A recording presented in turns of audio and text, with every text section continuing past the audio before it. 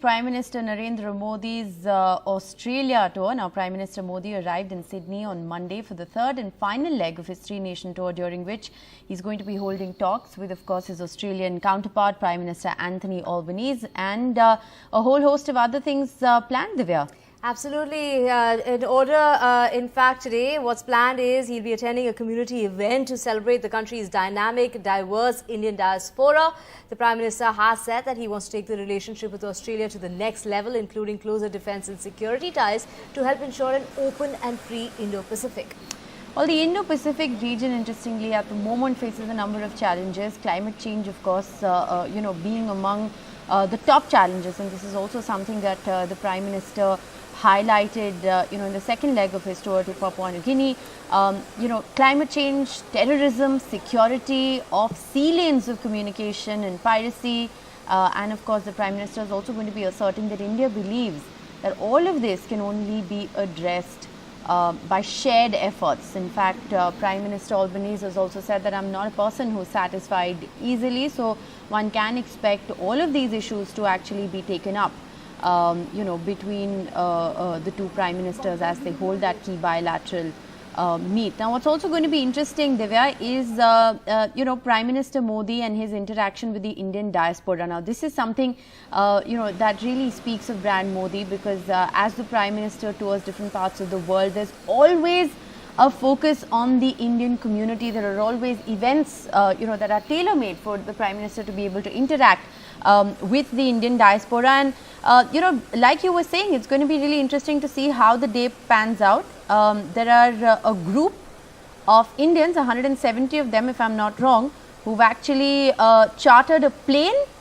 to land in Sydney to witness this event. Calling it Modi Airways, Rishika. Well, yeah, that is the popularity. And do remember, Joe Biden had also pointed out that popularity. And that's when the Australian Prime Minister had also said that it's exactly the same. When Biden had said that he has a real problem with the kind of popularity that Modi has. That's also when Prime Minister of Australia had gone on to say that there are a lot of people who want to meet him, and that's turning out to be quite a problem. Absolutely. And in fact, Kartik Mohan Das, a journalist, joins us from Sydney at the moment. Kartik, thanks very much for being with us this morning on NDTV. The itinerary, of course, has been laid out. The Prime Minister has a jam-packed schedule.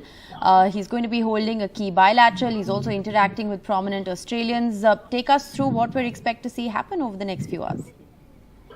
I think people are very excited, and I'm standing right outside here at the Kudos Bank Arena, which was part of the Sydney 2000 Olympics complex that was developed. This place has really come up well, and Kudos Bank happens to be one of the marquee venues out here that can house in excess of 19,000 people, up to 21,000. And you're going to see a full house today. Of course, depending on how much security they put in and what is the maximum capacity they're going to reach. But you can see throngs of people who will be flooding in very shortly. It is still very early because the gates officially will only open the external one at about 12:30, and the program will proceed from 3 p.m. local Sydney time. But already I can see people trickling in. They're wearing fantastic dresses. They're dressed up traditionally. So all that actually goes to show the excitement, and what people really want to do is come and celebrate the presence of Prime Minister Narendra Modi and see what he has to say and share with them out here. Right. Kartik, also take us through the popularity of Narendra Modi and the Indians who are very excited to meet him. We did hear how the Prime Minister of Australia had gone on to say that there are many people there who are very eager as to this trip of the Prime Minister of India. Absolutely. And look, you don't need the Prime Minister, Anthony Albanese of Australia, telling you that, because I think numbers actually speak louder than anyone's comments. And just to give you an example, Kudos Bank has a capacity of 21,000. And out of that, you only had bands and famous stars such as maybe Dua Lipa, Metallica, Roger Waters, Coldplay, Maroon 5, who played here to full houses. And of course, we've had Indian superstars as well, the likes of A.R. Rahman, Shah Rukh Khan, and Salman Khan. The surprising bit of trivia is that, AR got about a 9,000 plus capacity village, And after that, Salman Khan got a capacity of approximately 11,000 plus village. And Shah Rukh Khan got a capacity of about 12,000 plus village. And he had a number of different supporting acts with him. But Prime Minister Narendra Modi had a full house of 19,000 plus the last time that he was here at this venue. And there was still about 1,200 to 2,000 people waiting outside and watching what he had to say on large screens here. And that goes to show really what a rock star or a superstar that he is, and his popularity amongst the diaspora out here in Sydney and Australia. Right. Karthik, before we let you go, I mean, of course, all eyes are going to be on that event at 1:30. And, you know, as you said, this venue in a certain sense is iconic.